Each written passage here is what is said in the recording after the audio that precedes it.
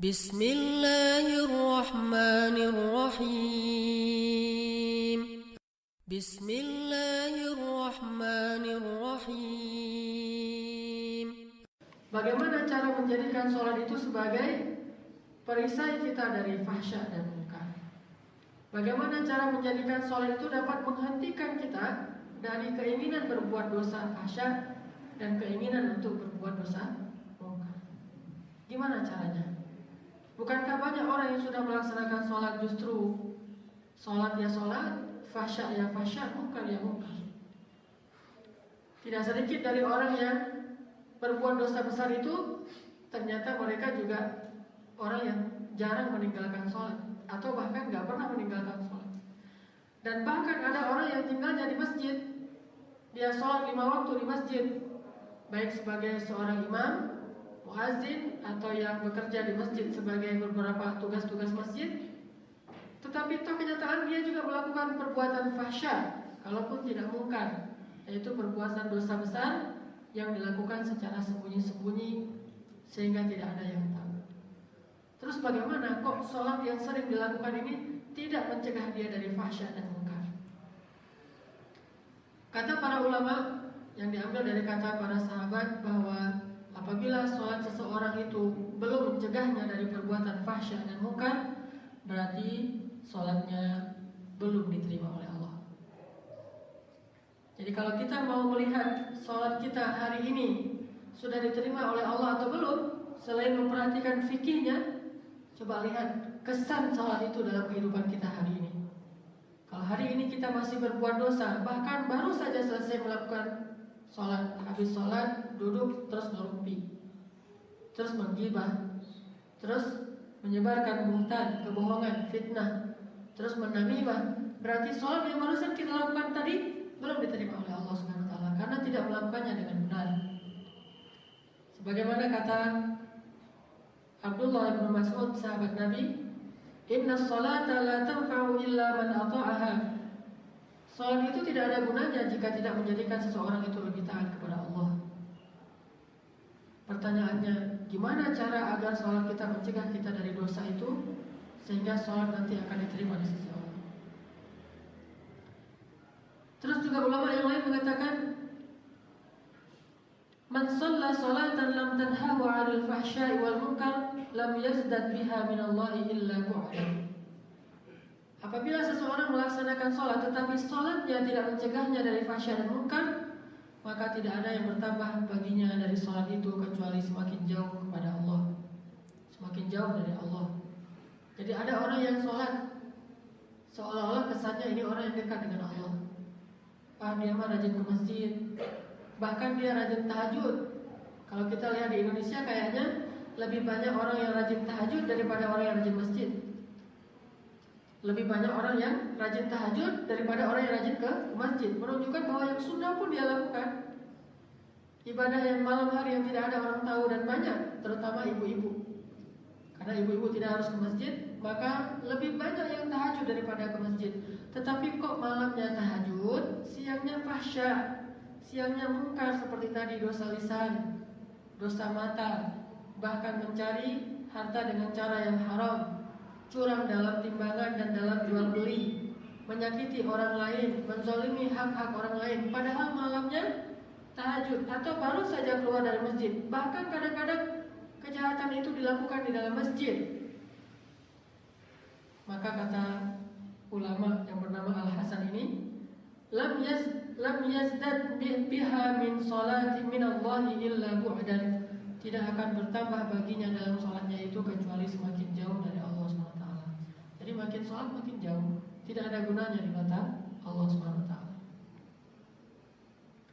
Pertanyaannya, balik lagi, gimana caranya biar sholat itu benar-benar mencegah kita dari perbuatan fahsya dan munkar? Hal yang pertama yang harus kita sadari bahwa sholat itu adalah sebuah bentuk latihan yang Allah wajibkan bagi kita dan Allah sunnahkan tambahannya, latihan agar kita terbiasa mengingat Allah.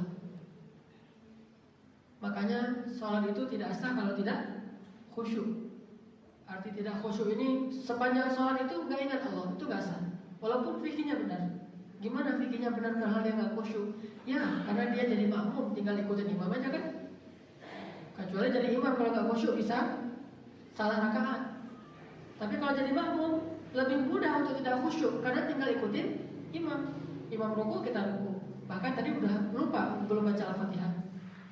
Terus imam sujud ya kita sujud. Tapi sepanjang rakaat itu kita berpikir tentang hal-hal lain selain mengingat Allah, mikirin pekerjaan, mikirin teman, mikirin urusan yang belum beres, mikirin sakit hati, mikirin rencana-rencana segala macam kita pikirkan selain mengingat Allah di dalam sholat. Kalau ini kita tidak latih, maka sholat kita itu gak khusyuk dan sholat kita itu gak akan tanha al-fahsya'i wal munkar. Karena Allah menyebut sholat juga dengan zikrullah seperti tadi di surat Al-Jumu'ah, fas'au ila dzikrillah. Semua ulama tafsir sepakat bahwa yang dimaksud dengan zikrullah di dalam ayat ini adalah sholat.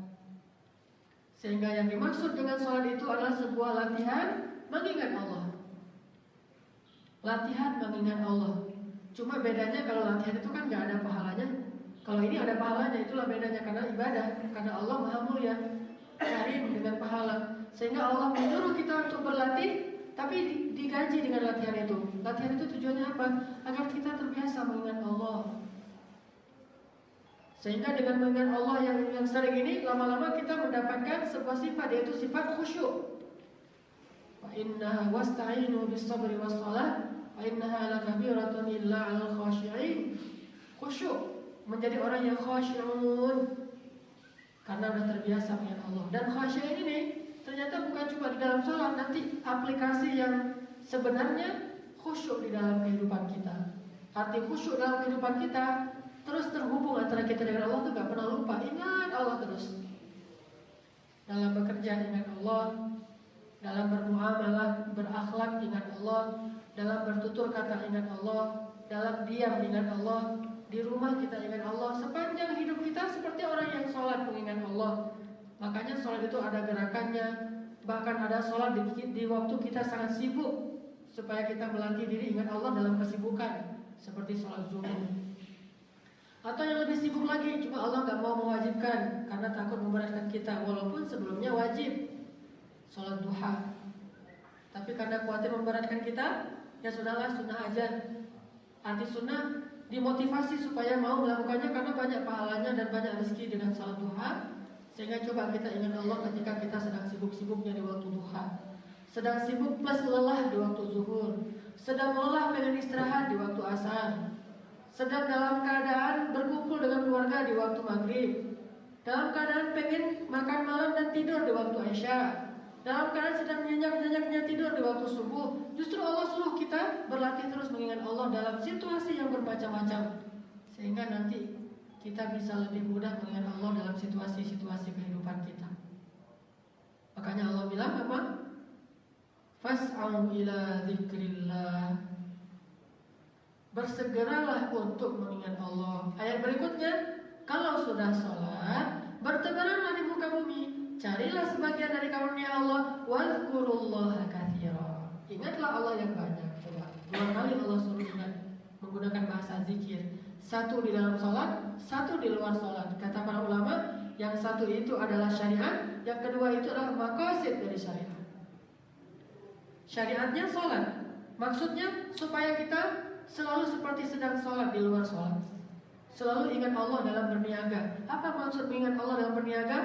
Mengingat halal haram yang Allah gariskan, mengingat semangat-semangat pahala dan ampunan dosa yang Allah janjikan, mengingat ancaman-ancaman Allah yang selalu Allah perdengarkan supaya kita lurus. Dan la'allakum tuflihun. Dengan begitu kalian jadi untung dunia dan akhirat. Ini yang disebut dengan sholat lillah.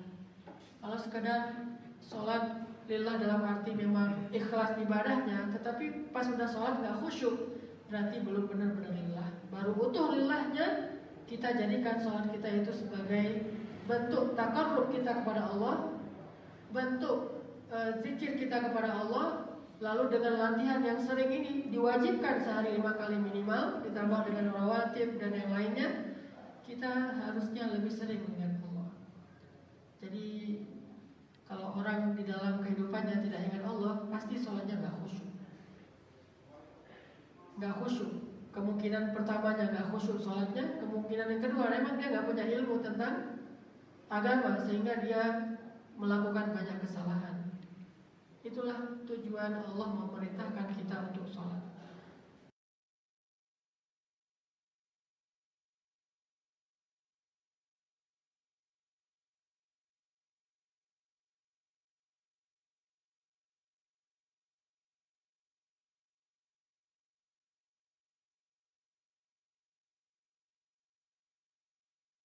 Subhanallah walhamdulillah wa la